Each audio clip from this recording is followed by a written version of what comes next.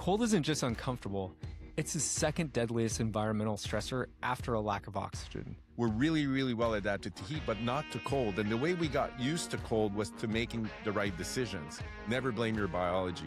We all suck in the cold. Dr. François Hammond has spent 25 years studying cold exposure, from Arctic communities to special forces. Every field athlete that works in lower temperatures needs to know the hidden ways that cold affects our minds, our bodies, and our longevity. Temperature is at the basis of every single chemical reaction in your body. This is why your body's really obsessed at controlling it. Planning is central. You don't plan it, you will get hurt. This is the WorkReady podcast.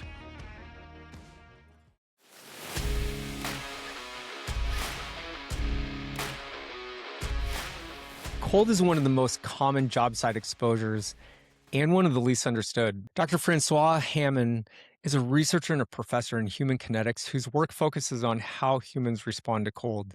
Dr. Hammond, thank you so much for joining us on the WorkReady podcast. I'm really excited about this conversation.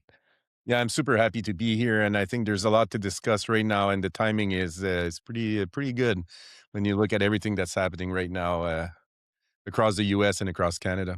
Yeah, we're recording this on January 27th, and pretty much across all of North America, I think we're in single digits and tons of snow and ice. So yeah, could not be more timely to have this conversation. So humans are tremendously vulnerable to cold, even more than heat. We're really well adapted to heat, but we're not well adapted to cold. And it was actually very interesting in looking at how the body responded to cold.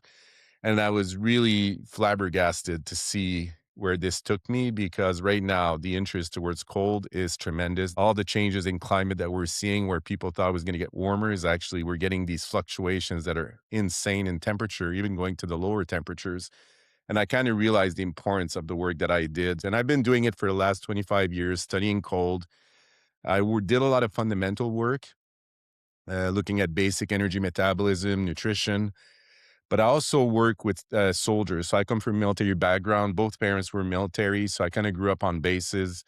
And for me, I always did military research on the heat side. So looking at protective equipment for soldiers and looking at the heat strain. And that was mainly during all the wars that happened in the Middle East. But I was always doing kind of my cold work in parallel, because I was also working with First Nations in Northern Canada. And in 2017, I was approached to do some work with NATO, and basically ended up doing a research in Finland with soldiers. And when I came back, started working with special forces across the U.S., worked in Alaska, worked in Canada, worked in the Netherlands, Switzerland, even Argentina, which gets pretty cold in the winter, and was doing a lot of training for the military. And I did learn a lot being in the field. It creates a lot of humility for most researchers that come in thinking they know their stuff, and then they show up and they realize how much they still have to learn. So I did learn a lot from being around these guys and learning the approaches that they used. Well, I appreciate that you haven't spent your whole career in a lab and you actually get out there and understand what these conditions are like. And Yeah, as I I was, would have lost my mind just being in a lab all day or in front of a computer all day. And I kind of need to go play out there. And I think it's good for the mind, yeah, kind of bruise stuff, but it also allows you to make that connection. absolutely. And like you said, we focus so much on heat stress because I would say proportionally we have customers in Arizona and they had like 100 straight days over 100 degrees Fahrenheit. And so, heat is a real thing, and there aren't quite as many days over the course of a year where you're below freezing. But I think one of the things that has really stood out to me is in our conversations is that it doesn't have to be freezing for people to experience a cold related injury. And so maybe you just walk us through the fundamentals of thermoregulation, because really it all comes down to thermoregulation, and the temperature, doesn't have to be freezing for us to start to be challenged from a thermoregulatory standpoint. Yeah, and you have to remember that cold has been used in many occasions, even at war, to basically destroy full armies. Napoleon went through it, Hitler went through it. Trying to face these very dramatic cold conditions is tremendously difficult. And it is more subtle to a certain extent. If you look at the First World War, when we first when trench foot was really well documented and people realized it was an extreme cold. It was constant exposure to temperatures below 15 degrees Celsius, static, wet, and this created a lot of neuropathies that nobody really was talking about. And it's almost like all that knowledge that happened more than 100 years ago, we've kind of put aside like it doesn't exist anymore. And people are kind of exposing themselves on a regular basis to these conditions.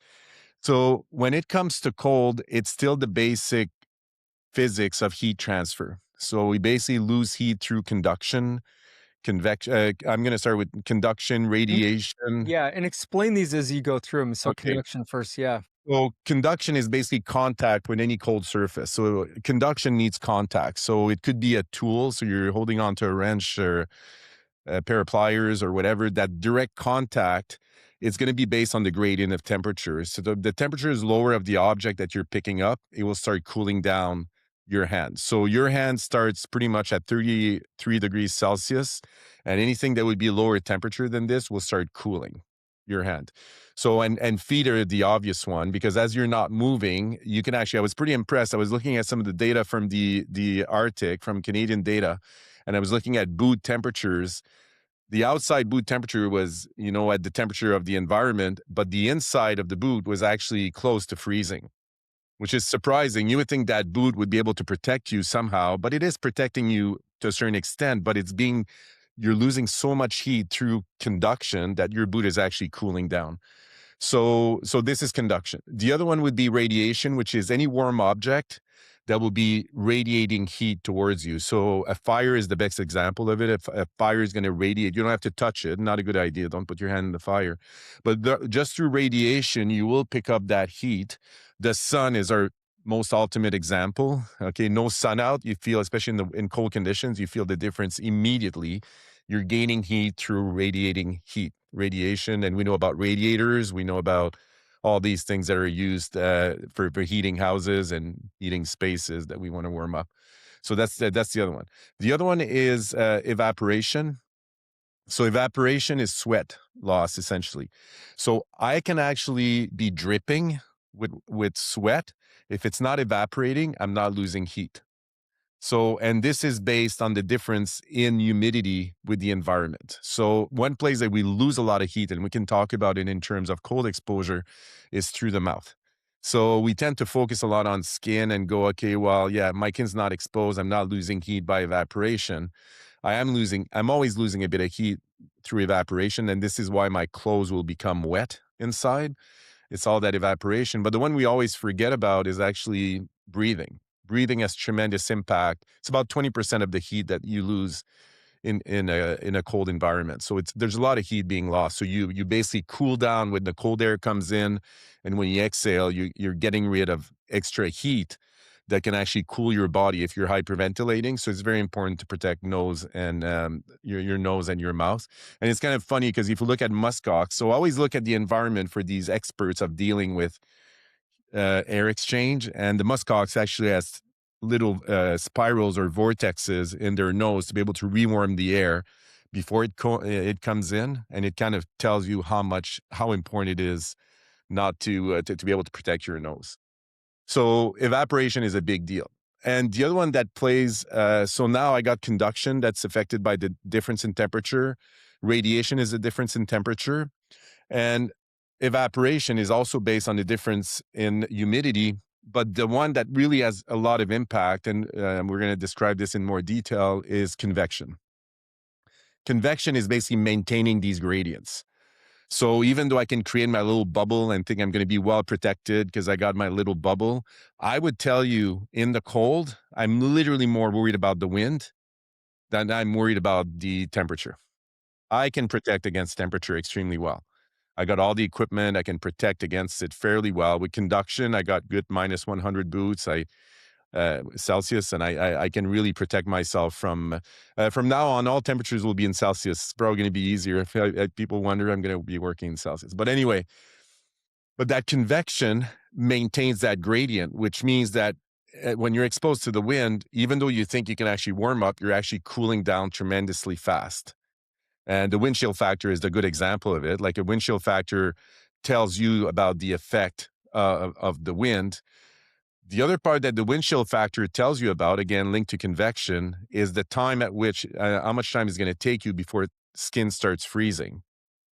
And you can try to ignore this and make believe that your skin is tougher than somebody else's skin. You will get in trouble because your skin will freeze like anybody else's skin eventually if you're exposed to that wind.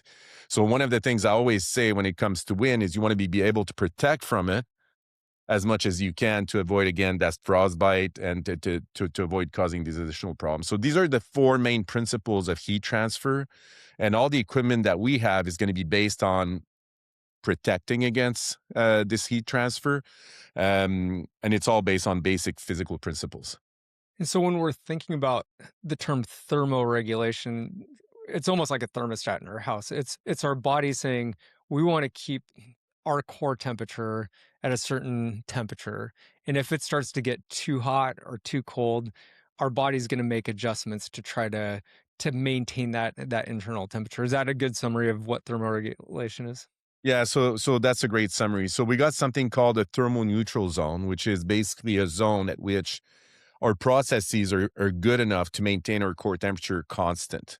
And we don't need to add any extra effort if you want to be able to maintain that temperature. So in humans, we're around 26 degrees Celsius. It does vary based on your body mass, by the way. So, and we're going to talk about body mass again. Body mass is a big deal. When you deal with cold and even the heat, your body mass is basically your sink. It's the amount of storage you have. Like it does play a tremendous role. So so we have that thermal neutral zone. As we start cooling down, and this is where clothing helps, right? So if I have clothing, I can actually extend because what I'm bringing my tropical environment, which humans are very good at. I'm bringing my tropical environment with me into cold temperatures. So what you hope is you're never going to be affected by cold, but the reality is that's not the case. You will get to a point. So if you're not dressed and exposed to cold temperatures, eventually what's going to start happening is I start cooling. My hands are going to get cold. My feet are going to get cold. I'm going to start shivering. I don't shiver because I'm hypothermic necessarily. My core temperature is not necessarily decreasing. It's the first warning sign that my skin temperature is decreasing.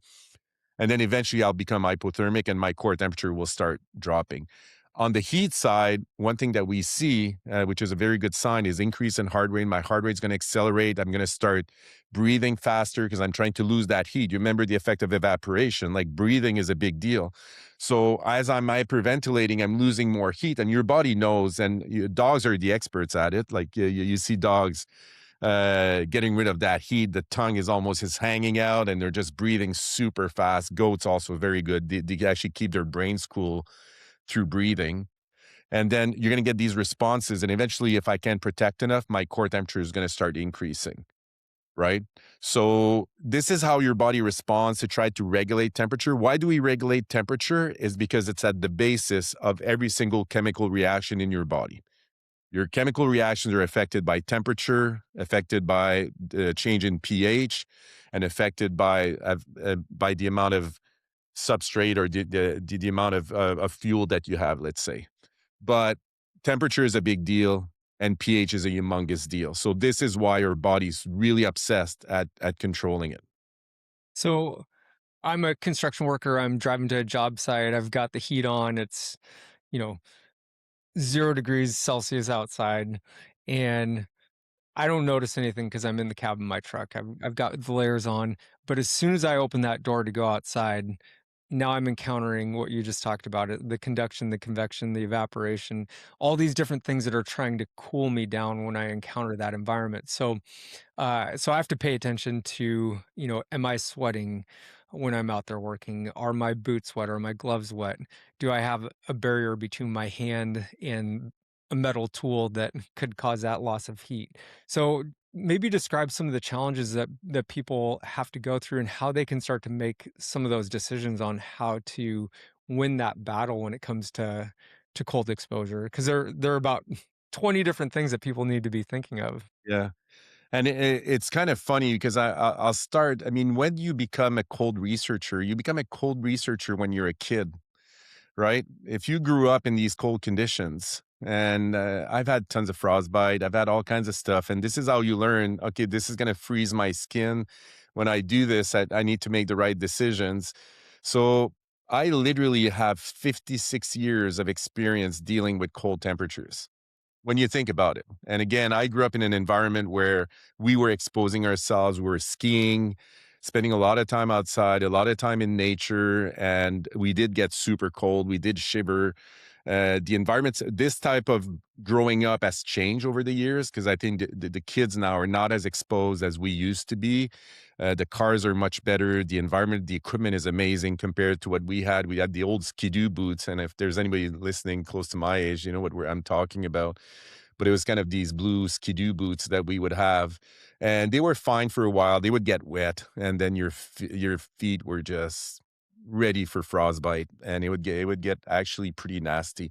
So you kind of learn that behavior, and humans are not adapted biologically to cold. We're adapted behaviorally to cold. We're actually adapted to heat. We deal with heat tremendously well because we can sweat. We're one of the mammals that sweats. We're the mammal that sweats the more on the planet. Like we have eccrine glands. We can sweat so much that we can lose a lot of heat. So we're really, really well adapted to heat, but not to cold. And the way we got used to cold was to making the right decisions. So anytime you show up in the cold, never blame your biology. We all suck in the cold. We all suck. So you got to start with the premise that your behavior, your decision making is key. When I get anywhere, let's say I'm going to go skiing or I'm ready to go, even when we were doing some trapping up north or we're leaving the house and we're getting on the sled to go trapping, I would prepare myself in advance. What I would do is make sure to have dry socks, to stay dry, even expose myself a little bit to the cold, not go to this extreme heat because you're wearing all these layers. And if they get wet, you're going to take them outside and everything's going to get worse. When I'm in my truck, it's the same thing. I rarely put heat on, independently of the temperature outside. I rarely blast the heat, especially not at the feet. I'm going to put my gloves on the vents on top, the windshield to be able to dry them. So I make sure they're always dry, always heated up. And as soon as I come out, I change my socks immediately. I change to dry socks. So these are habits that, again, I can generalize them.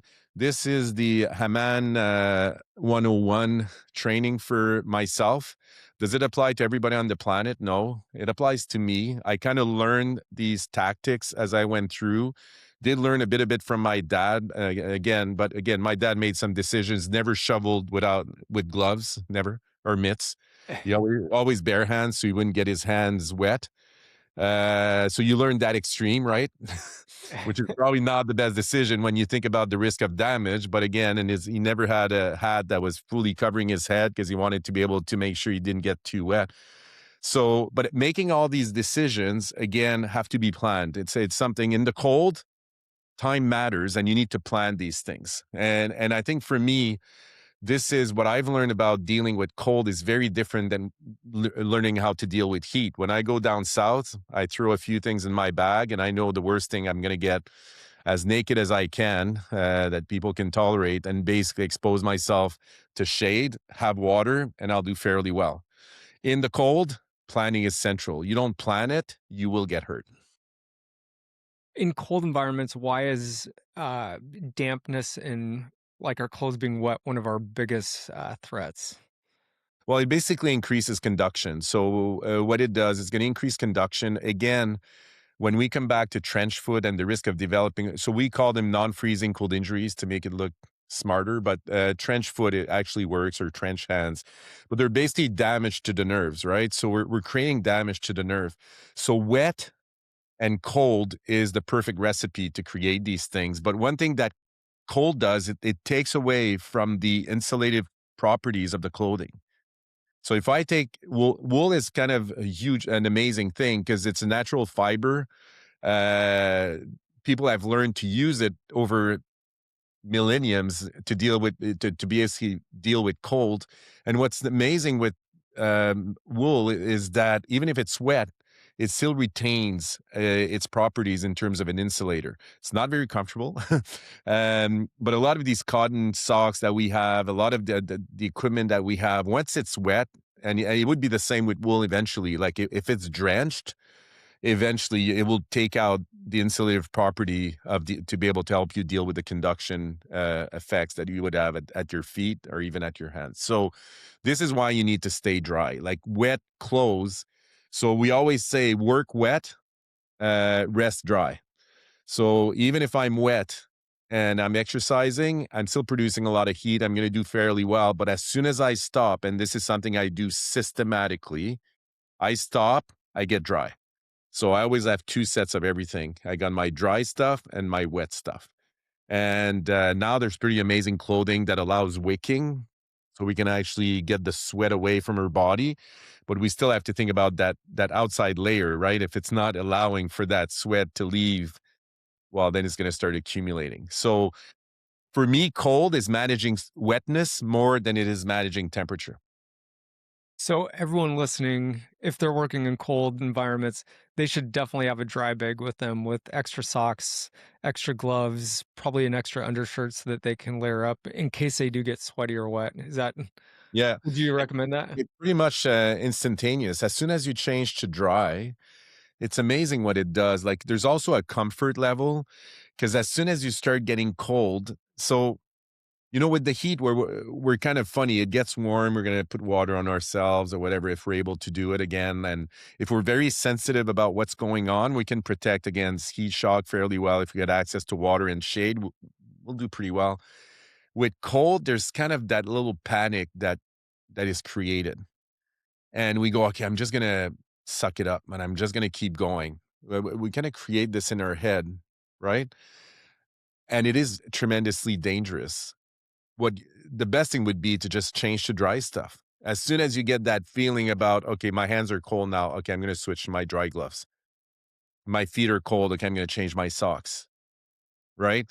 Just to create that comfort, and that whole concept, we're just gonna suck it up, it doesn't really work with cold because you can try it and it will catch up to you eventually. If it doesn't catch up that day, it's going to catch up a month later, it's going to catch up. I mean, the damage that I've seen in soldiers of ignoring some of these signs is actually changing their careers and the career path. And it can actually end a career because the damage is so profound.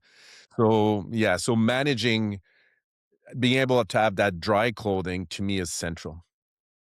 Yeah, let's expand on the trench foot concept and the non-freezing cold injuries and the long-term damage that can happen to people because again, in a lot of people's minds are like, it's not freezing. I didn't it's not icy out. Like my feet are just wet. What's that going to do? But over time, what is the cumulative effect of that Yes. type of exposure? Yeah, and it is subtle. Like it's not something it comes from years, I'm gonna say years, but I mean it's less than this. I mean, it could happen depending on your level of exposure, like it could be a month or it could be even less. But the whole idea is basically I'm damaging the skin and the nerves just from that wetness and that cold in a way that is not going to go away. And it's funny when you think about frostbite, like you get a frostbite, you're going to rewarm it. It's probably not going to be fun for a while, but as long as you don't lose your toes or your fingers, and it's about maybe 10% of the injuries you see in the cold because people are fairly good at protecting against frostbite. But the ones they don't see is that, again, that little underground, my hands are super numb, they're aching, but I'm just gonna ignore it because, I probably don't have frostbite, and I'm just gonna keep going, right? So, I think for me, it becomes a little bit like something that you're almost living on the edge when it comes to trench foot, where you have a job to do, you have something to do, and this is kind of always on the background and you go, it can't be that bad or it's not going to be that bad, but it's that. And again, even in the work that you do, like you look at physical injuries, like any type of sports injuries, repetitive movement, you're repeating movements constantly. It's a little bit what's going on. Like you're basically straining your body, dealing with cold, and you're creating that damage that's going to be down to the nerves. And it's very, very subtle, like, it's kind of a silent way to damage your body, which where the frostbite, it's actually gonna hurt. Like, you're gonna feel that pain, like, it would be like a tear or something's breaking, like, you feel it, You don't get that with non-freezing cold injuries, and I think this is where that injury is. That it's well documented, by the way, in the scientific literature. I've published a few papers on non-freezing cold injuries, and in the military, it's super well known, and most people, especially in North America, will tend to ignore it or just not talk about it. And your hands and feet now become super sensitive every single time you'll go into the cold in a way that you're going to look at it and go, I shouldn't be feeling this way. It hurts. My feet hurt, my hands hurt, and I can't be in the cold right now. That's how bad it gets. Where with frostbite, depending on the level of frostbite, but if you look at, superficial frostbite, it's not gonna create that level of damage. It's not gonna be that profound. With trench foot, non-freezing cold injuries, the damage is so profound, it will stay with you the rest of your life. And I'm sure a lot of people listening, including myself, have a little bit of that. Same here. My fingers and toes when I Yeah, ski, oh man, they just ache so bad at certain times, and yeah, it doesn't take much. no. What are some of the lessons that you've learned from the Indigenous folks that you've worked with about how to manage workload so that you don't sweat? Because it seems like you almost have to have this strategy of how far do you push it so that you don't start to get sweaty and wet, and then that puts you at higher risk. Yeah, and I can say this, and I know some of my friends up north will be watching this in the communities, but I mean, they find that we work fast. I mean, we show up and, we're coming from the south and we're ending up north, and everything we want to do, we want to do it fast. There's a job to do. You want to go trapping? Okay, let's just hammer away, and you're going to start digging a hole in the ice and you're going full blast and all that type of stuff. And they look at you and they go, slow down. Okay, so there's a few reasons for this, and it's not just about the sweating, but there's that concept of you sweat, you die. So, when you're far from a community, you're going to be on a sled driving back, you're talking 8 hours. Like I'm sure some of the guys can relate to this big time. You got to pace yourself, which means that if I'm going too hard, I will get my clothing wet. I will get wet. I will get drenched, right? A lot of this warm clothing is actually not made to operate at very high rates of sweating. I know a lot of people have Gore-Tex, like obsessed with Gore-Tex. I don't know what's your feeling about Gore-Tex, but for me, with my body size and my capacity to sweat, I always got wet under Gore-Tex. So I would sometimes rather be wet by rain and not have to deal with my wet clothes. So I would, kind of take as much clothes off, keep the stuff dry, and even if I get a bit wet, I'd rather be wet than having that coat on and feeling like I'm just heating up. So I'd rather have the opposite. So a lot of this clothing is actually made to protect you against the difference in temperature, which makes it very susceptible at protecting sweat. So sweat's going to start accumulating into this. So your work rate is a big deal. And one thing I've learned from the North is the guys' pace. They work slow. They always felt, again, there's a few reasons for it, and I think we're going to talk about them. The risk of injury, the risk of making a bad decision. You got the extra strain of dealing with cold, walking in snow, slippery surfaces. All of this is attenuated by slowing down your work rate, right?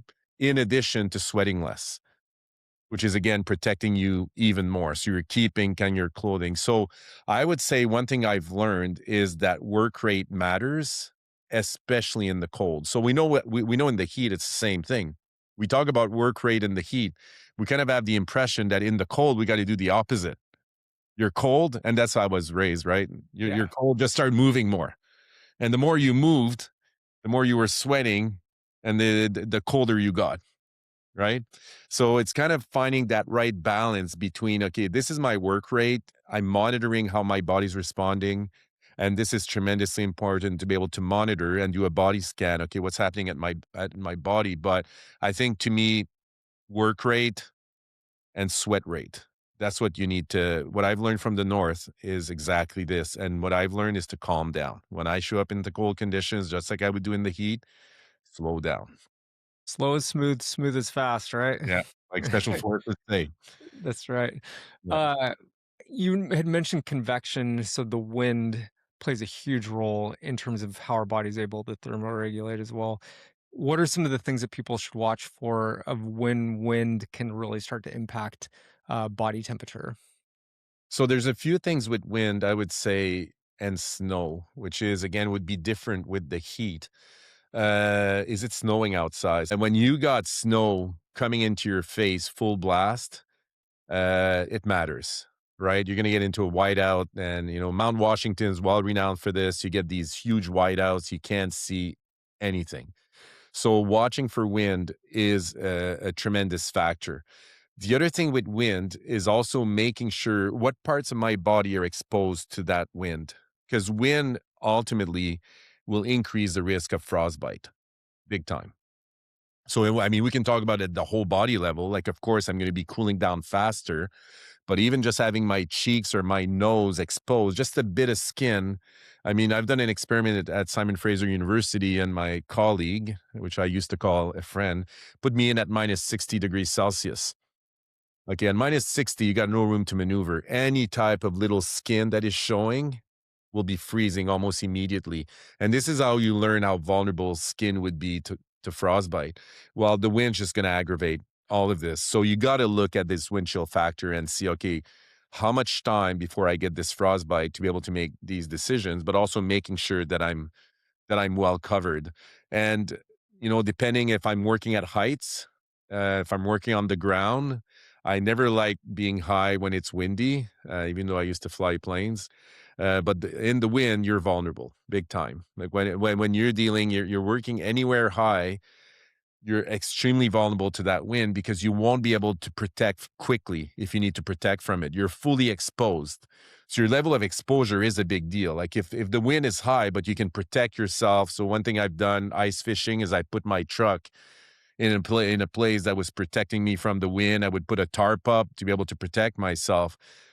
But if you can't do that, again, the ice is too thin, and now suddenly I'm fully exposed because I can't take my truck there. I might put a tent if I'm lucky, but you got to find ways of protecting yourself against that wind. And and you do need to look at these wind chill factor tables. Like they're well made, they're extremely useful, and you do need to understand them. So if I'm a foreman leading a crew, we're working in a cold environment, uh, and I'm doing a pre-job brief, I should be talking about, okay, wind exposure, uh, wind chill factor, outside temperatures, any type of precipitation, maintaining, you know, a work rate that's not so heavy that they're going to be sweating and increasing their risk for experiencing a non-freezing cold injury. What are some of the other things that people should think of when they're communicating with the crew and planning the work? So it's interesting because again, what really popped into my head when you were asking that question is, and I just mentioned I'm a pilot. Wind conditions, temperature, even sun or cloud cover changes. And in the plane, you get basically information on a regular basis to be able to monitor these things. To me, and depending on when you're working, it's actually better if it's going to be minus 20 and stay at minus 20 the whole time because you know what to expect. But it's never like this. And you look at the transition seasons like fall and spring, and you get these changes, might be warm during the day, but it's going to be freezing at night, right? It's going to be windy, and you get these change in convection that are tremendous. So I think it's also being able to inform in advance of what's going on, trying to get a good weather assessment on a regular basis. And we have the technology now to do it, to be able to understand this. But one of the amazing technology we have is actually called humans. So if you got humans out there, is to be able to report on what the conditions are on a regular basis. So from people on the ground, because you can always look at these weather stations, they're going to be well located, but they're not going to be in your perfect location. They're not going to be where you are. And depending on the environment that you're in, you need to know, okay, this is what's going on. So regularly checking on these conditions. How's the wind? Are you guys getting cold? All that type of stuff. To be able to ask these questions, like we need that quantitative number to make a decision. We don't. I mean, we got sensors all over our bodies that are going to be telling us all this information. We got an amazing weather system, detection system, because we're so vulnerable to cold, and our body's going to tell us what's going on. And I think one of the things is to monitor these things. And of course, through this, you got to make sure that you get the right information. When playing sports, and you even see it in the military. Sometimes you're not going to give the full truth about what's going on, right? You don't want to talk about your injuries. You don't want to talk about anything that might make you look vulnerable. But the thing to remember is you're keeping yourself safe, but you're also keeping other people safe. So if you don't want to do it for yourself, do it for other people, because at the end of the day, it will make a difference to be able to get that information and to be able to provide to the foreman exactly what's going on. You brought up such a great point there.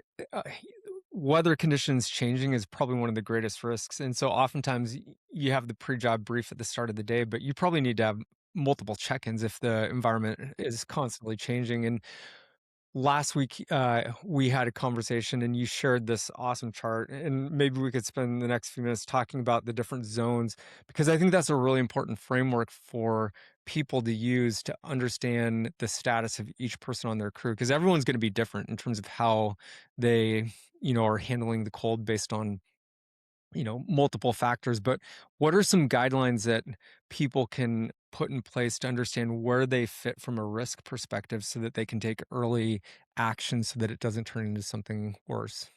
Yeah, and I might kind of give a bit of experience coming from the Norwegian military. Again, there are people that are tremendous in Arctic conditions and dealing with cold. And I gave a presentation to Canadian Special Forces, and there was a sergeant major from the Norwegian Special Forces that presented with me. And he's a field guy, like he's 100% in the field, patrol commander, like knows how people handle cold. And one thing he said is every hour he would monitor all the people under his command. And it was non-negotiable. And he would even physically look at feet, touch feet to make sure that there was no damage.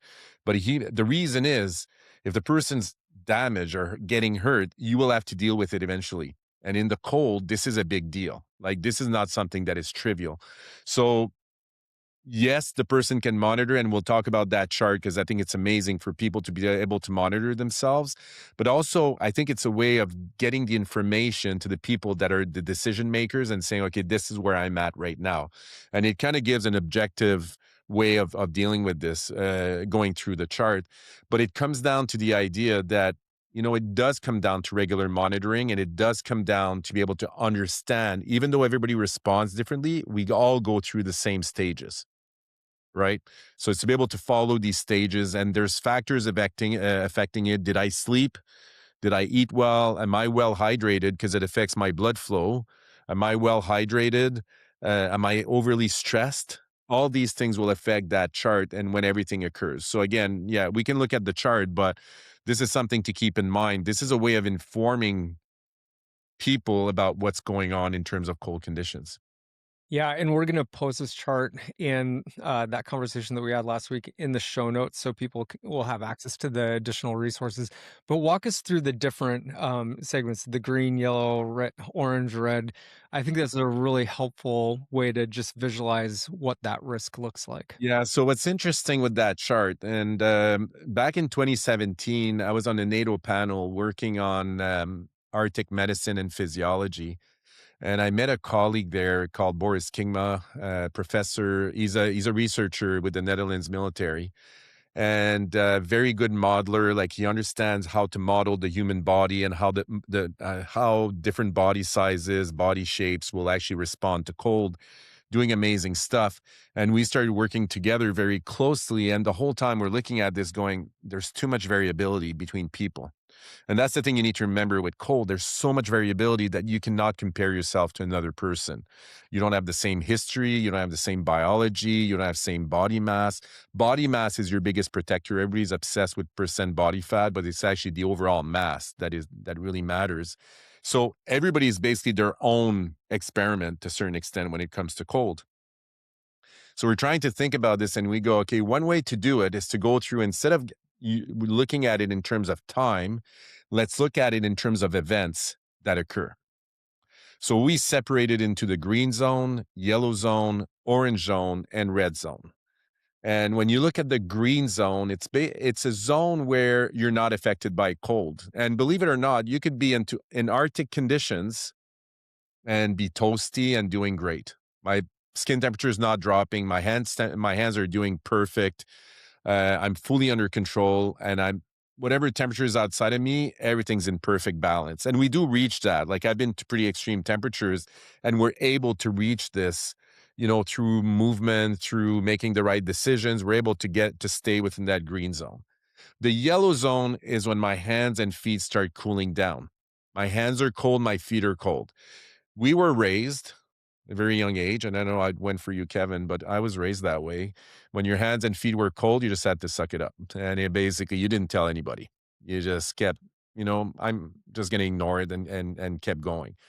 So the yellow zone is actually telling you otherwise. And what it's telling you is when I get into that zone, this is my warning sign number one. This is the first flag that comes up, which means that now I make a decision. If I stay into that zone, I risk non-freezing cold injuries. I even risk freezing injuries. I risk losing dexterity. I risk making mistakes and maybe getting hurt, right? So what decision could I make to get back into the green zone? I need to warm up, maybe change to dry gloves and dry socks if I can't do anything else. But I need to start making decisions, and these decisions can be various. But the whole idea is to basically get dry and get warm, which is the And decisions I need to make. and why do my hands and feet get cold first and start tingling? Why is that early warning sign? So, and that's a great question. And, I was kind of telling you that as a physiologist, sometimes I skip some very important details. So, the body's response to heat is to vasodilate. It's basically to increase blood flow to the periphery to try to lose as much heat to the environment as possible to maintain body temperature. The response to cold is the opposite. So the response to cold is to create vasoconstriction, which means all my vessels are going to reduce in size and all the blood's going to come into the core to protect my core organs. So it's almost like my body's saying, I don't care about losing toes and fingers, like whatever. Like I got more of those. Ears, we can see it well. Nose, we can see it well. Again, I don't care. I can lose that stuff. So I'm just going to keep the blood where it matters, that if I lose something, I'm still going to be able to survive. So very rapidly, your skin temperature is going to start decreasing at your hands and feet. The theory is that if my core is warm enough, I should be able to pump warm blood back to my hands and feet. And there's something called Hunter's response, which is cold induced vasodilation. So I could get regular warm blood going to my hands and to my feet to be able to keep them warmish. But it's still my first indication that something's going on and my system is under strain. So I would call it level one of cold strain. That's a really helpful explanation. And so now take us into level 2. If I just ignore that and just blow past it and Yeah. So have that mindset of like, I can grit this out. yeah, yeah. What Yeah. are So what are the risks? basically, I'm just gonna ignore it. I'm fully vasoconstricted right now, and my body's saying, okay, your hands and feet are cold, but you decide to ignore it. Eventually, your skin temperature will start decreasing. Your whole body skin temperature will start decreasing, and shivering will start. Shivering is next level. Shivering is a good thing, by the way. So shivering is basically telling me, okay, I'm producing heat to be able to counterbalance that heat that's being lost or dissipated to the environment, and I'm fighting it right now. And shivering is tremendously important. The problem with shivering is we're also using the same pathways or the same way that you would get with voluntary contraction. Shivering is an involuntary, so we don't really control it. Even though we think we have an amazing mind and we can control it, everything you can try. Eventually, you're going to keep shivering. So, but the shivering is going to be competing against your fine motor skills or any even gross motor skills. Like there's two parts to shivering. One of them is continuous. It's a bit like tremors you would get for Parkinson, and the other one is called the burst of shivering. So burst is going to occur 2 to 8 times a minute, and it's tremendously strong. It's a very high intensity muscle contraction, and what it creates is, again, you're going to lose full control of your body at that moment. So shivering is more obvious. It's important because it's telling you that you're protecting yourself against that cooling, but it's also one level up. It's another red flag that flies up. And if I wait to that extent, I need to rewarm my entire body. This is not just about rewarming hands and feet. This is my entire body that needs to be rewarmed. So now I got to get out of that situation and start rewarming. So that's like the body's fire alarm going off saying, "Okay, now your core temperature is at risk. It's entering that danger zone." So we've gone from yellow is hands and fingers and toes are starting to get numb, and then orange is when I start to shiver. Yeah. And you know, with shivering, there is multiple levels of shivering. You can shiver so hard that it's gonna be consistent. It's not gonna stop. It would be like constant contractions. Like you should see the videos when I'm doing this in the lab and I'm shivering for 1 hour and you're bouncing off the bed. Like that's and this is not even the high intensity, by the way. Like I would be talking about, level two of intensity. So there's 5 levels to shivering. Level 1 is no shivering. Level 2 is the one I'm telling you about, like your whole body's shivering and you're bouncing off. If I fall in ice water and I come out because I stayed too long in there and my core temperature is low, this is level 5. I have no control over myself. No control. You're in trouble. And it's good because you got to keep shivering because that's the way you're warming up. You got to keep shivering. But just keep in mind that even ignoring level 1 is not a good decision. Because if I'm ignoring level 1 and I wait for level 5 of shivering, the amount of mistakes I'm gonna be making, the risk to my body and the risk to other people is tremendous. So this is not something you can just ignore. Like, and again, people, "Oh, I'm not shivering too much." You know, that too much thing. "Oh, I Yeah. can tolerate a bit of shivering. Yeah, okay, I'm gonna be fine. I'm just gonna tolerate a bit of it." Well, no, that's a bad decision because by the time you realize you're at level 3 and 4, you got full loss of your body And is completely. level 3 and 4 when your chin starts to chatter as So well? chin is gonna be quick. So basically masseter or the jaw muscle, it's gonna start shivering very rapidly. So everybody shivers a bit differently. I don't really shiver from the jaw muscle for some odd reason. I tend to shiver from mainly my chest is gonna shiver more. Some people shiver more from the legs. Don't compare. So this is something I've shown in my research. Every single person shivers a bit differently.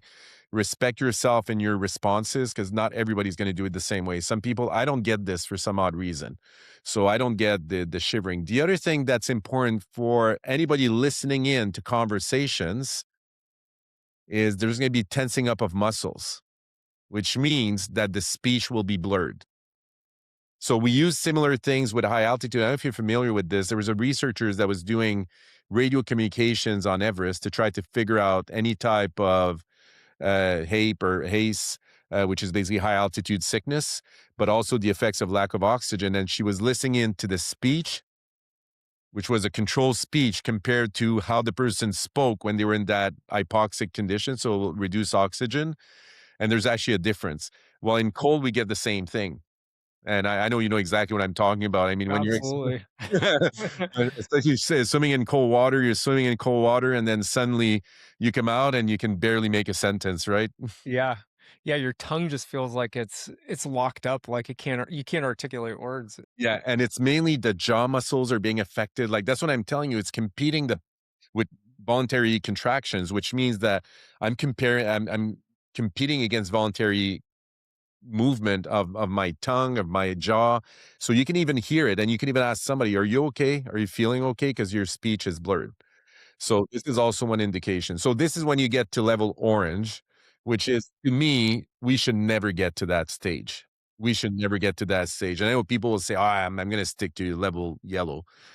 Okay, well, you can stick to yellow, but you're still gonna get damage. So I don't think that's a good decision either. Like you're always trying to aim for the green zone. And then level red, obviously, this is like really bad situation. Like So this this is you medical making emergency. really, really bad decisions. Yeah. Yeah. If you get to level red, it means my body temperature is decreasing. So this is no joke. You get out of that environment rapidly because you're basically on a downfall. This is not going to go well. By the time you reach a certain body temperature, your shivering is going to stop. If I'm cold and not shivering, I'm in humongous trouble, right? I cannot rewarm and I'm just going to keep cooling. This is your body shutting down. Okay, so if you find somebody cold, not shivering, this is tremendous level of cold exposure, and you need to rewarm the person from the outside. Like the person cannot rewarm and will die. Okay. So one thing to always remember, because I want to say it so I don't forget it, nobody's dead until they're warm and dead. So if you find somebody cold, nobody is dead until they're warm and dead. You will warm up that person. You take them where they think when they can be warmed up. You call emergency services, but never assume that somebody, because they're tremendously cold and not responsive, that they're dead, because people have come back from that situation. So just something to keep in mind that it's tremendously important. So for me, it could happen accidentally. So let's say I'm walking and I'm crossing a lake, which I hope most people are not doing on a regular basis. But let's say I'm crossing a lake, ice is thin, and I fall through. That's the only time where you can hit that red zone in my mind. It's accidental. You get into an accident, you're stuck. This is accidental stuff. This is not stuff that should happen on the job. This is not stuff that should happen on a regular basis and not decisions that are being made. To me, this is a big deal. Like, if there's one place you should never put anybody into, is that red zone. Okay, so again, making this very practical. Crews out there, they're working in these conditions, they're doing their pre-job brief. Again, we'll give everyone this chart, but they should be talking about here's what green zone looks like, here's what yellow zone looks like. As soon as we hit any of these signs in the yellow zone, you need to go back to your truck, warm up, change out your gear so that you don't progress from there. Anything else that you would add? Well, what I like with the zones, and this is a little bit why we build it with soldiers, is that it allows a very objective way of saying it, right? Some people don't want to spend, oh, my index finger is cold or this and that. No, no, just work with the zones there. So I'm green, everything's good. I'm yellow, I'm orange, right? So, but just throwing these zones, if people understand what's within these zones, it basically becomes a code that people can understand it very rapidly, even in communications, be able to express these zones and where you're located. Anybody making decisions can actually have a plan that if somebody gets in the yellow zone, this is our plan. Anybody gets in the orange zone, this is our plan. Okay, you come back through this route. We're going to pick you up there and we're rewarming you. So instead of waiting for making the plan, building the plane as it flies, which is never a great idea, try to actually make these decisions in advance. Anybody in the yellow zone, this is where we meet up. Anybody in the orange zone, this is what we do. Anybody in the red zone, this is what we do. And it just makes it very efficient in terms of dealing with these types of concerns and accidents. And I think we can't emphasize enough that like, you can't just brush off cold and say, "I'm gonna just grit through it." I mean, this is not a time to just ignore that because the next part of this conversation that I wanna focus on are what are the cognitive impacts of cold? What are the dexterity impacts of cold that then could lead to even greater risk or injury? So maybe if you don't mind jumping into the cognitive risks to start out with, I think that would be a really good place to expand on. Yeah, so what's interesting with the cognitive ones is that they become very gray to a certain extent.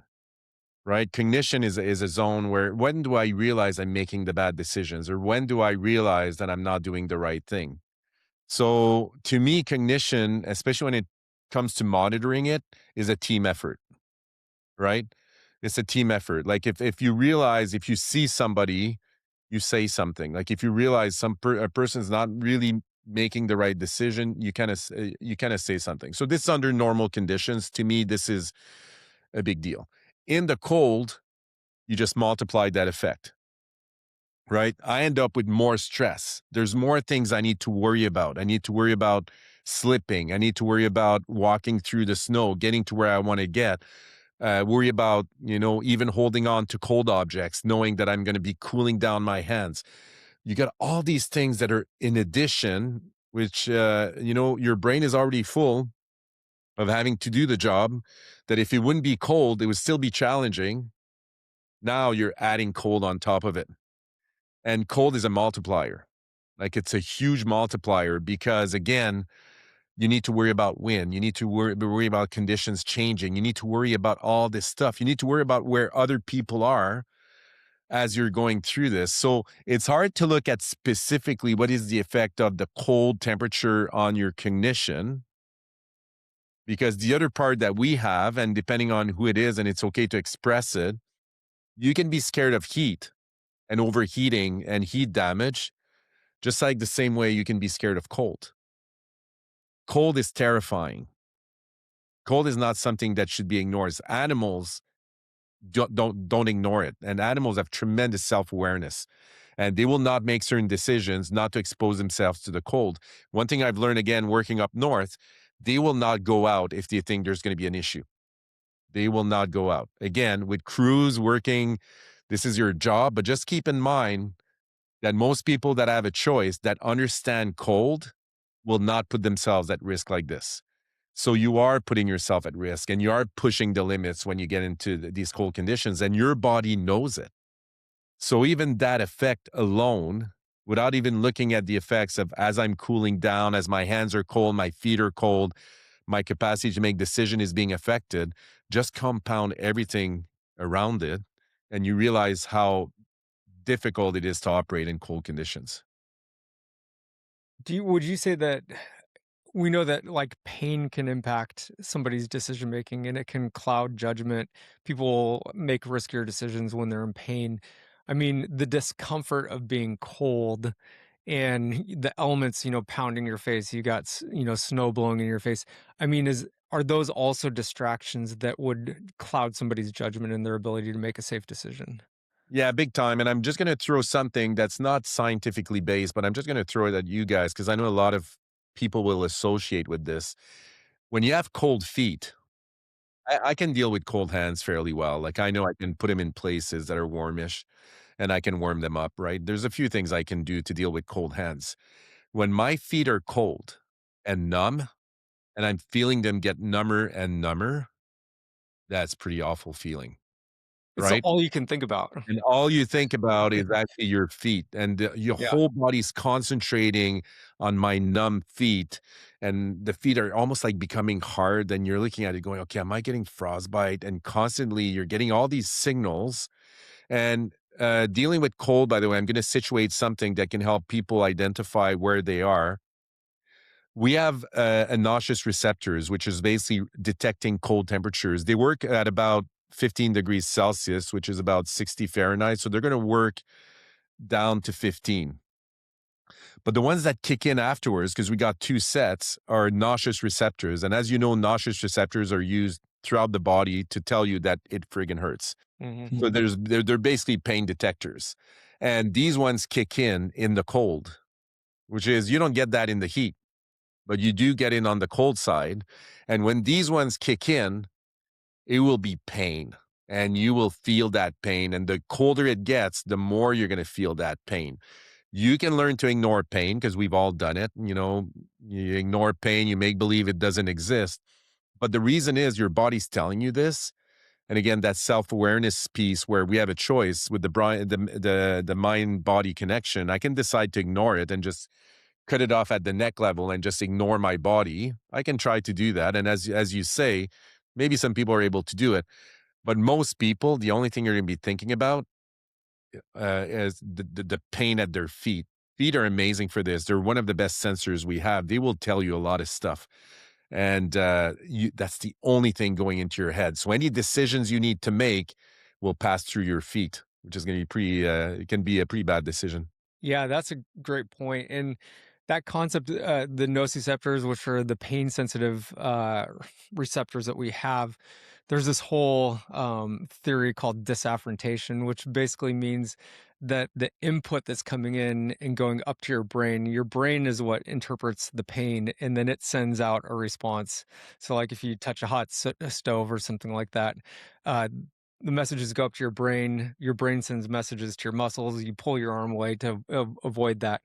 But we also know that when there's a chronic stimulus of pain, what it starts to do is it starts to impact the motor cortex in our muscles' ability to react in a coordinated fashion. We lose, strength, or we can't activate those muscles at the same degree. And so let's maybe It's talk a about very how. important point because I know Yeah, if you ever walked with numb feet, yeah, painful feet, it doesn't work. yeah, yeah. Or have you ever tried to do a complex, precise task like, you know, put a screw in to something and you're working at an awkward angle and your hands are cold and you keep dropping it? And so maybe explain how cold can be a safety risk for people who are doing like high energy or high risk work. Well, it is, and I'll give you an example because again, maybe I have trauma. Like this seems very trauma informed. As you're saying these things, I got all that cold risks that I've faced over the years, and one of them, we're basically on a sled up north, and we get an issue, and we need to pull out the wrench, and it was minus probably minus 30 Celsius, like it was freezing, like it was unbelievable, and you got these big mitts, and that's all we had. It was were the big mitts. So what do you think happens to the mitts when you pick up that wrench? Who's been kind of exposed to minus 30 for the last 8 hours, and you see the sun coming down and you pull out that wrench. So the mitt just flies off. You go, screw it. I'm just going to use my mitt. And it's literally like holding a piece of fire. Like it was ridiculous. But you need to use it. You have no choice. And you're kind of going at it and you're going, and your whole body's telling you, are you stupid? Like, what are you doing? So the amount of energy it takes you just to ignore, and it's exactly what you're describing, the amount of energy that it takes to ignore this is humongous. And that's what people, when it comes to cognition, are dealing with cold. So there's a few things that occur to you. As your hands cool down, you lose sensitivity at your fingers. So your dexterity goes down. So I can't feel it as much. Plus, I got these pain receptors that are sending stuff to my brain and telling me, drop that thing. Like, this is ridiculous. It took us an hour to fix it. We just kept dropping the wrench. Like, we cannot get anywhere with that friggin' wrench, and we're wrapping it, trying to, but then your hand is exposed, and we can hold it with the mitt because we can get enough precision with it. Like, oh my God, like this was again the risks associated with this. And just think about changing a tire by a roadside, at these types of temperatures, and you gotta hold on to the wrench as you're as you're trying to get the tire off, and every single step of the way your body's telling you, what are you doing here? Like, this is such a bad decision. So I mean, the risks are humongous. Like, the risks are humongous. So this is something we've been trying to address, is making sure there's equipment that people will keep on, because it does affect dexterity. I've been doing some work with the US military, US Army. They've been looking at trying to get gloves that have good dexterity, good grip, but can still protect you from cold and frostbite. This is not readily available, by the way. So this is a big issue.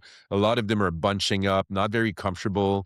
And a lot of people are complaining about them. So when we complain, we just take it off. So I think there's a big layer there in terms of complexity of how do you learn to function by keeping your dexterity, reducing the risk of cold, and be able to not affect your decision making. Like, there's a lot of things going on. And I think it is part of training, should incorporate some of these factors.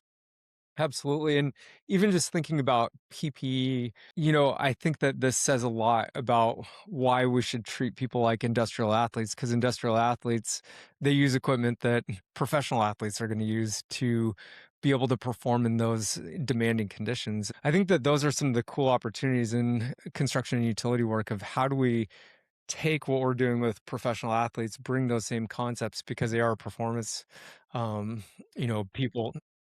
Let's talk about the risks associated with musculoskeletal injuries when it comes to cold exposure. I think that that's something that a lot of people don't understand, that they are at higher risk. But when your blood is going away from your extremities, going to your core, that means that your muscles don't have the same level of blood supply. Tendons are not quite as responsive, so there is definitely that risk for an injury. And you mentioned slips, trips, and falls increase as well because of less coordination. But how do how do musculoskeletal injuries fit into cold risk?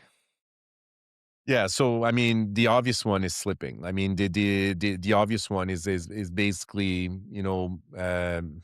traumatic injury where you're going to bang yourself. So that's what people mainly focus on. But there's all these extra injuries that can occur, just as you know, from not even be able to sense fully the signals coming from the periphery. So even just this, when you think about walking, for example, where suddenly even walking becomes maybe wobbly, a bit penguin like, and you're not moving your limbs the same way as you would be moving them normally. And which could create with time strain on your body. So there's another one that occurs that we tend to ignore. Let's say neck pain. For example, so we were doing scans, and so I worked with brown fat back, started in 2010. There was a big fad about looking at the presence of brown fat, which is a heating type of organ in bodies, and that allows the body to rewarm. And mammals have it, and everything. Everybody was a bit obsessed by it, and then it allowed me to see within a body how bodies responded to cold, which was pretty tremendous and was pretty amazing because I was actually less interested by the brown fat than seeing what muscle responses were occurring. So longus coli, for example, is tremendously stimulated in the cold. I was amazed by Longest it. is the muscle in the front of Yes. your neck. Yep. Which is funny when you think about it, because where does it hurt most when you're exposed to cold? And you could see it like very, very clearly. We're using a way of seeing muscle activation, and you could really see these muscles fully activated. Psoas was fully activated, like on your hips, which is when you're sitting down and you're cold, your hips hurt Yeah. big time, and you get that strain, constant strain. So even the neck pain that you would get when you talk about musculoskeletal injuries is that constant contraction and increase in muscle tone that occurs from your muscles trying to protect from that heat loss. And I'm just constantly contracted, and I could get tremendous neck pain just from that. The part that I don't know as much about is what would be the effect on less blood flow, let's say on tendons, muscles, if they're active, will be fairly fine, but as soon as they stop, the blood flow will kind of get away from that muscle. We also know, and that comes from swimmers. So again, doesn't really apply, but I wonder to what extent it could apply. Nerves are affected by temperature, which means that the speed at which these nerves operate, but also the functionality of the nerves. So one of them is called, when you're swimming in cold water, crab hand, Mhm. where you're basically cooling down nerves within your forearm, and these nerves will actually create a hand that will become inefficient at swimming, right? Crab hand. So one of my students, Laura Goodwin, crossed the English Channel. She's from Raleigh, North Carolina, and so she crossed the English Channel a few years back, and we were talking about that effect that you get from cooling temperatures on the capacity to function. So again, I don't know how any of these would be permanent or could create, to what level it could create musculoskeletal injuries, but I do know that it would modify your way of doing certain things, Sure. right? Which would affect your biomechanics and the way your body's coordinating. Recompensation, all that. And then you end up with compensation. So one thing I've noticed with cold, even personally, when you're out in the cold for a long time, especially in a static position, let's say on a sled and you're kind of zooming through, you will get these very, very intense hip pains. Okay. Is it just from being in that position and constantly fighting the sled? Because again, these are not perfect trails. You're going through the boreal forest, you're bouncing around. Could be related to that, but your neck hurts, like everything hurts. And we don't, not because of helmets, because a lot of people did not wear helmets, but you basically end up in a situation where you get that constant neck pain. Hmm. Trapezius is being affected, all that tension that it can accumulates from kind of squeezing in. So again, these are factors, even though we wouldn't call them as traumatic injuries, like, tearing or whatever, these are still injuries that to me are compounding with time Absolutely. as I'm going through this. And I'm sure you've seen a lot of people with, again, back pain that are related to bad muscle tension or overcompensation. Absolutely. And I wonder too if dehydration plays a role in that as well, because I think a lot of people don't have as strong of a thirst reflex in cold conditions. But like you said, we're losing a ton of heat from our mouth and from the respiration. And with that also comes a loss of water. But what role does dehydration play in cold injuries? So always see dehydration or hydration as blood flow, Hmm. right? It allows blood to flow. So if I'm dehydrated, the first place that's going to dehydrate is going to be away from the core. So I'm just compounding the effect of the fact that I'm fully vasoconstricted, but I also have thicker blood, right? I end up in a situation. So there's something interesting, and I know everybody knows about this, but yeah, they know about the effect of cold. As soon as I get into the cold, I want to pee, right? So one thing that occurs, it's called diuresis, which is as soon as the blood goes into the core, my blood pressure flies up. When my blood pressure flies up, I got mechanisms using the kidneys to get rid of that extra fluid. So you're gonna have a big piss once you're exposed to the cold. It happens in cold water quite a bit.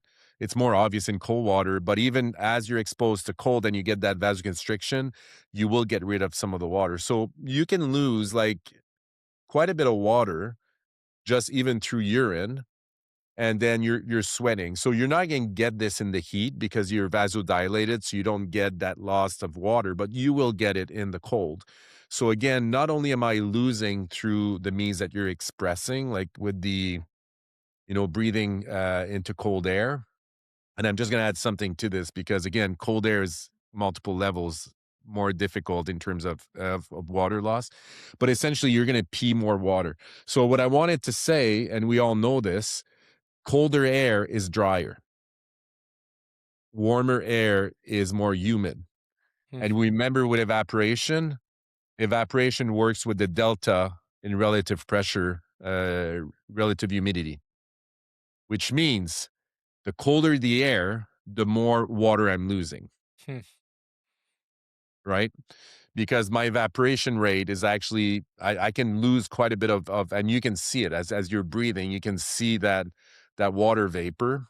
But my capacity, again, I can't saturate it as much, but it is creating that dryness big time, and I can see that I'm losing. In warmer conditions, if it's more saturated, if the air is warm and dry, it's perfect for us because warm and dry allows us to lose quite a bit to the environment. In colder air, I'm going to get all that cold air coming in, but I'm also saturating whatever I can saturate from that cold air. So you got to remember that there's a lot of processes that are occurring there that do affect your water loss. So you do need to drink. You don't feel as thirsty. You will dry the membranes, by the way, all the mucus in your mouth, because it is dry air coming in. Your nose is going to become dry. Very important to protect from that dryness. So you would tend to put a balaclava on so you can actually, or a buff. I like to use a buff. I put a buff all the time to be able to just cover and can kind of keep that more humid air. So it will freeze with time. So you do need to change it once in a while. But this is something very important to remember too. Like your respiratory system is very affected by this. Yeah, that's a really good point. Um, One of the questions I'm sure we're gonna get relates to Raynaud's syndrome, and maybe you could speak to that real quick and explain to the audience what that is. Because over the course of practice, I saw a lot of patients that had Raynaud's, and every time it was cold, that was really fired up. So Raynaud's is basically um, an aggravated vasoconstriction, where it's a severe vasoconstriction that will occur when you get into the cold. And it generally occurs, it could be your fingertips. You're going to see your fingertips are going to become almost white. This is not a frostbite because it doesn't occur in freezing conditions. It's just cold conditions. And wherever Raynaud's is having an effect will basically end. So you can see it very, very clearly. You can see it on your toes. So Raynaud's is an aggravated vasoconstriction. It can be painful. For some people, it's not painful, but for some people, it would be painful. I think as you move on through the stages, unless I'm mistaken, but as you move on through the stages, you probably get less and less pain because you're probably affecting through that lack of blood flow. You're probably affecting what's happening on the skin surface. So, but Raynaud's is basically your hand is given up. Yeah, you're in a situation where you have no more blood going into these areas and you're fully exposed to these conditions. So your chances of getting frostbite, your chances of aggravating are much, much, much higher. What we don't know is what is actually causing it. There seems to be some genetics to Raynaud's to a certain extent, but some people develop it. When I was doing cold water diving, a lot of the women that were diving had Raynaud's. Men seem to have it less, but that was very impressive for me to see. Like a lot of the women that were doing the cold water diving said, I never had this and now I kind of developed it. So Raynaud's seems to be something that if it's not coming from a genetic origin, that is something that you can create through increased vasoconstriction. And it's probably a way of your body saying, okay, I got to protect myself because you're exposing me to the cold all the time. Yeah, so just one more thing to think about too, because your fingers will literally, they call it waxy appearance, Re- and it literally looks like a white candle. Like it just has a weird texture and appearance to it. But something to watch for, and maybe something that people want to see their doctor about if that's something that they've experienced in the cold. 100%. I think one thing is if you have Reynolds, you need to document it. You need to look at is it going to get worse? Talking about that baselining. One thing we're putting together right now is Arctic readiness assessments, which is basically looking at this damage in the periphery and to be able to see what's going to happen when people come back from cold conditions. So for me, if you have Reynolds, you do need, and that's what I told people last week as they were wanting to go into ice water. When I saw a few people with trench foot, I said, you need to document this. These things need to be documented because again, it affects dexterity too, like that waxy thing, and you're barely able to manipulate, and you got a lot of issues, doing even fine motor skills. Absolutely. Well, speaking of the cold weather checklist, what are some things that people can take away from this conversation that they can put into practice so that they can either start preparing their body to handle cold better, they can be prepared when they know that the conditions are going to be cold so that they have a good pack list? What are just some real practical takeaways? So one thing, and we can even share this. I'd be happy to share it. It's kind of the model that I've helped people from science to perform to create, which a lot of them are soldiers, like they work within the military. And what we did to make it very practical is we created a triangle. And this triangle at the base is your basic body needs. So you need to worry about am I sleeping well? Am I eating well? Am I dehydrated? Am I overly stressed? Do I have any type of injuries? This is basically what my body needs from the get go. So we start with this. This is my bottom line. And this applies to many, many different things. The other component is what I call adaptability. And adaptability is something you train. You train for. So it's a little bit like we were saying, trying to use gloves in cold conditions and manipulate stuff in cold conditions. You need to practice these things. So this is what I call adaptability, and again, it comes from soldiers where adaptability is your capacity to operate in any condition without risks or reducing the amount of potential risks and understanding fully what is going on, knowing what to do. And this is extremely important to develop. And this is something that sometimes we don't take the time to do it. But to me, I have my basic needs, I meet them. I still need to learn how to operate in these conditions. The other part would be self-awareness. And we don't like to talk about this, right? A lot of people think they're tougher than self-awareness. Just remind yourself that some of the toughest animals on earth are tremendously self-aware, and this is why they survive. Self-awareness is your capacity to detect what is going on. It's your mind. It's your mind, essentially. Your body's needs is your body. Adaptability is the environment, and your self-awareness is your mind. And your mind is actually the glue for all of this. And it means that on a regular basis, you need to check with your sensors, your body's sensors, which is exactly what animals are using. You know what's amazing with animals is they got something people call it instinct. Well, we could call it intuition. It depends how much level of consciousness you want to give animals, because I do think animals also have intuition. So, but some people will call it instinct. But that instinct can only be developed if you're fully self aware. If you're just doing things and disconnecting your head from your body, you're going to get in trouble. So I think for me, one of the major takeaways is you do need, of course, to have the right protective equipment. You need to know to have a very good plan. You need to understand the effect of temperature, the effect on thermoregulation, and all these things that we've talked about. But the part that is key is to develop a self awareness of sixth sense of you understanding, and the Norwegians call it embracing the cold. So at the NATO Excellence Center for Arctic Operations, the one of the commanding officers, I was in Arlington at a NATO meeting with him, and he said, "Soldiers must learn to embrace the cold," which means that you become one with what's going on around you. And this is something to me that is beyond just figuring out the checklist for basic needs, the checklist for, okay, this is my equipment and everything. The other part is developing that sixth sense. that you almost know what's coming. I'm looking, and this is again working up north with natives. They did have that sixth sense.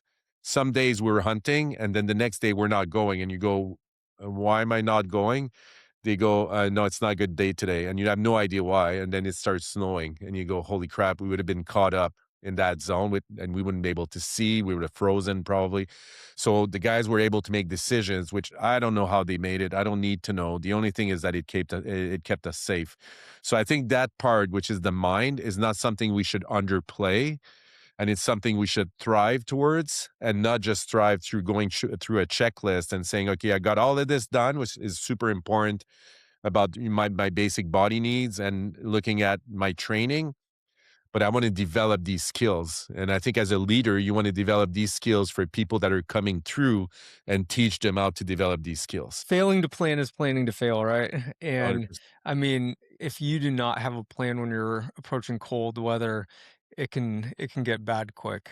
Yeah. Know And that for we sure. put emphasis on it in the heat, right? Where we're going to go, okay, we got water. We're going to take water every hour. We got all this planned for heat because we're traumatized and we're scared of heat. I fully understand it. It is tremendously dangerous. As you start hitting these super high temperatures, you are in danger big time. But we should do exactly the same thing for cold. And so cold is a big deal. The other thing that happens in cold that people probably don't know. So in the military, they do talk about this quite a bit. It's called the golden hour. So if anything happens, traumatic injury, very important injury, in the heat, you do have that golden hour, which is an hour that, you have room to maneuver. In the cold, especially in Arctic conditions, you do not have that time. You don't have that time, which means that anything has to be planned to the dot to be able to save somebody's life. That's how extreme cold can be. You do not have that time, and anybody trying to help out can actually themselves get injured by cold. So even on the medic side, trying to phase these cold conditions, there's so many challenges, so many things can go wrong compared to what happens in the heat that you gotta be super careful and tremendously well planned. That was a great summary of the safety related to cold. Let's now shift gears and talk about how we might be able to leverage cold for recovery. So I know a lot of people they may have an injury, and so they put ice on a sore knee, or cold plunging has become pretty popular. It's something that I do at least once a week. I'd love to talk through what the science says about using cold as a modality.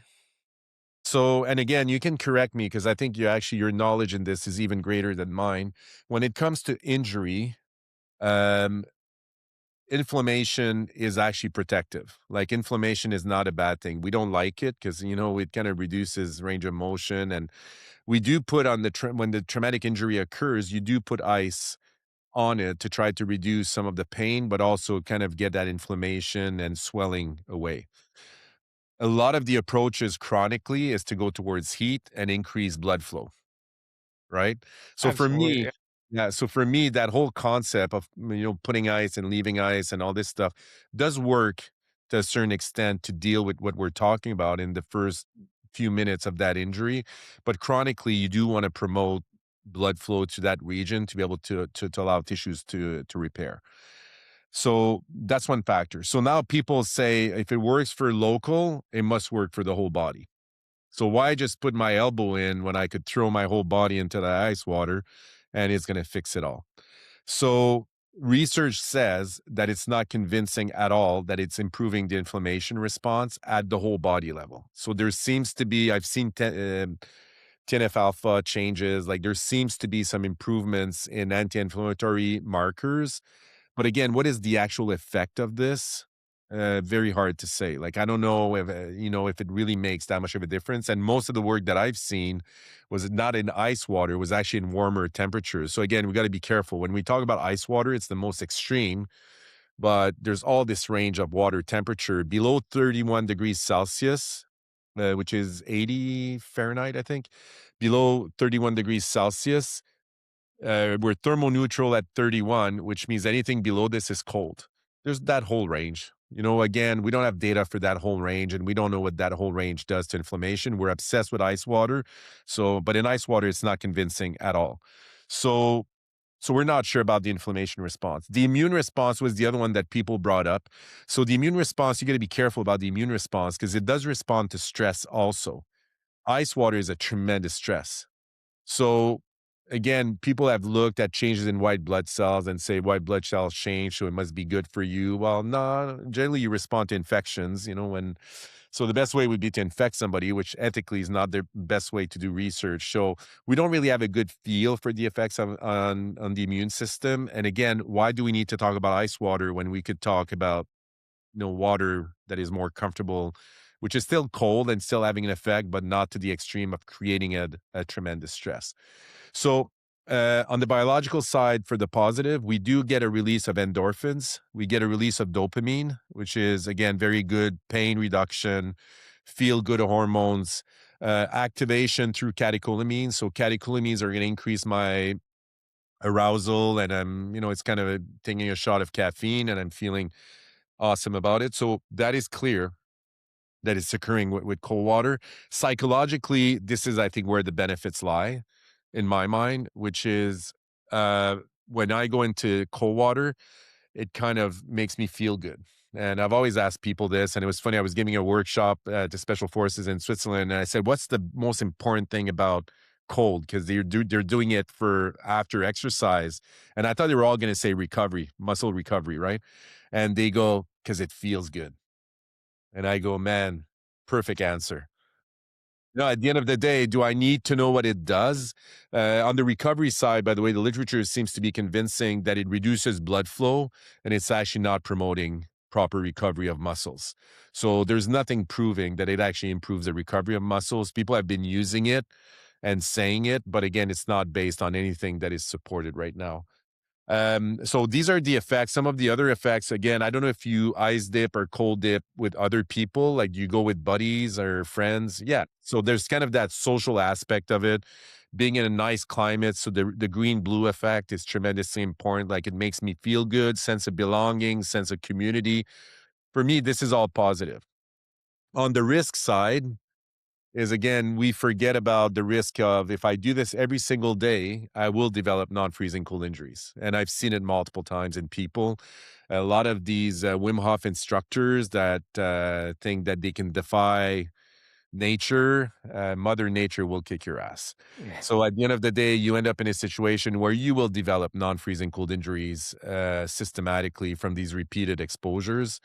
So there is that risk. As you also know, especially in ice water, it is a vagal shock. It is changing blood pressure tremendously. There is a risk of cardiac arrest. So every time we've done stuff, when I was doing it in Finland with soldiers, they had medics in place, they had defibrillators in place, just in case there was fibrillation and people would end up in cardiac arrest. And also, if anybody has cardiac issues, not the best idea to jump in ice water. So, and you look at a lot of these gurus that are putting people in water and putting people in ice water, no formal training how to deal with any type of these extreme conditions. So again, what I say to people is the only perfect guru in this is you. If it doesn't, when we used to land planes, if it doesn't feel right, sound right, or we're not down by the first third of the runway, I'm going to put full power and stay in the air. Same thing. Doesn't feel right, or something doesn't, you look at it and you go, something's off here. Don't do it. It's as simple as that. I'm sure you would give the same advice for training. If it's hurting, yeah, it might not be the right exercise right now for you. So for me, these things, but it became a bit of a fad right now, and I would say social media has created a hype that is immense. I thank Wim Hof for the all the interest that he brought to cold and to cold water. This has been tremendous for my career, and I thank him deeply for this. I think he's an amazing man, what he's been able to do, how he's developed this. I think some people have taken it face value. And when you say 2 minutes in ice water is good, people will do 20 minutes because they think it's 10 times better. That's not how physiology works at all. And, the initial idea, even within the Wim Hof world, was 2 minutes. For me, we stick within that 2 minutes. We go through the cold shock, we regain control, of our body, which is regaining control of a very, very high stress and of our nervous system through breathing. Amazing work done by this group, teaching people how to regain control. You do your 2 minutes, anything else is taking you to hypothermia.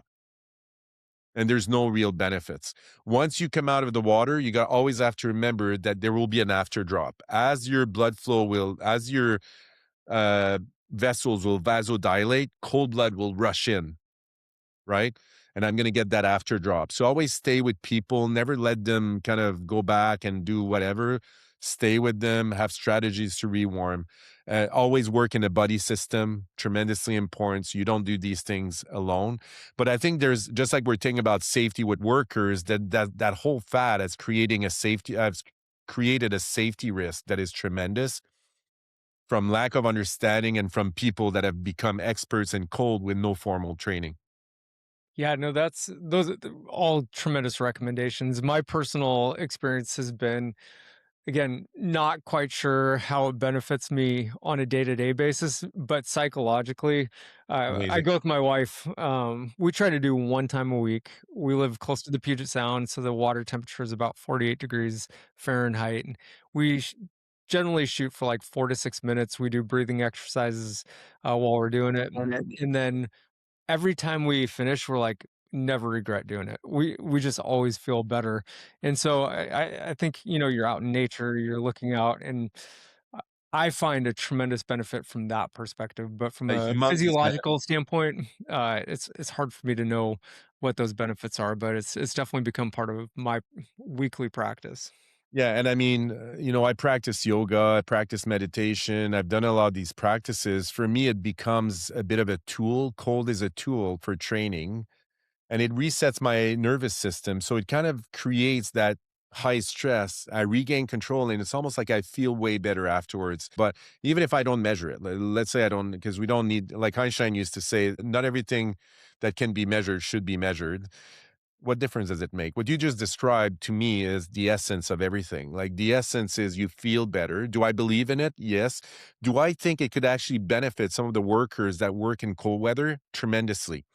Like again, it's one tool amongst many other tools. And maybe it allows me to, when I face cold conditions, I know how to regulate myself. For me, I know it helped me quite a bit to regulate. Like I can regulate much, much faster. When I don't do it, it's almost like I need to retrain it. And I think it's an amazing trainer for the mind. Do I need to know exactly what it does biologically? Do I need to know about the immune system? No, I don't need to know about this. So even though as a scientist, I could measure it, what difference does it make? Maybe it means something else, something different to you. And what difference does it make? I will say too that I feel like I'm better able to handle colder Yes. weather. Like it probably has helped me with that adaptation, but I think mentally it's helped me just from a grit perspective. Yeah, yeah. It's just one more tool in your tool belt where you can say, okay, I've done this before, this hard thing, I got through it. And you are in control in that environment. You can get out whenever you want. You can go to your warm car and drive And it's home. about But making the right decisions. yeah, exactly. And when you talk about acclimation to cold, one thing, and there's a very interesting study that was done by Dr. Igor Megavik from Slovenia.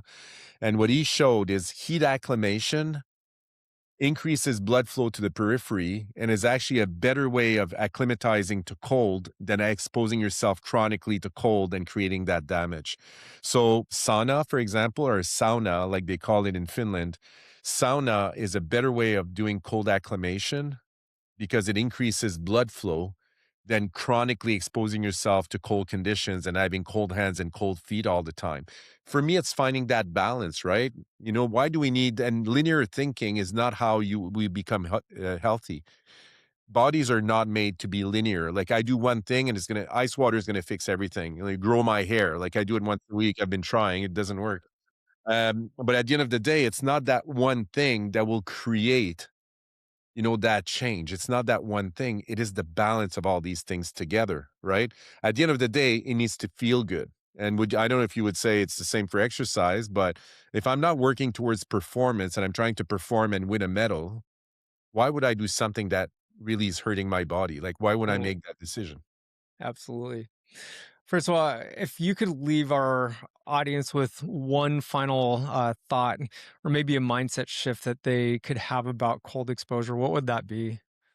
Well, I think the big shift that I think people need to really use as a take home message is you're your only guru when it comes to you understanding your cold response, and you need to tell people when you're being affected by it. So you have the right to respect yourself and not become injured, and you're your only guru. And if you don't say something, nobody can help you.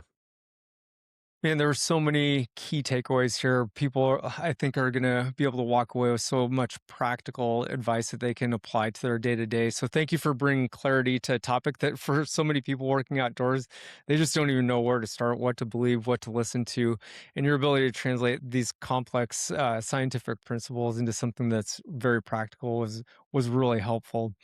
So if this episode helped you think differently about cold exposure, recovery, or performance, consider following the Work Ready podcasts on your favorite platform. These are the types of conversations that we like to have so that you can be up to date with the best from science and sports medicine to enhance your career. And then uh, we're going to continue this conversation inside the Vimosity Work Ready community and really diving deep to some additional questions around cold exposure, recovery strategies, performance. The Work Ready community is totally free. It's just a chance for us to build up a community where you can interact with other peers and be able to share best practices so that people can stay safe and healthy on the job. So until next time, remember you are worth investing in. Take care of yourself, take care of your people, and stay work ready. Thanks so much.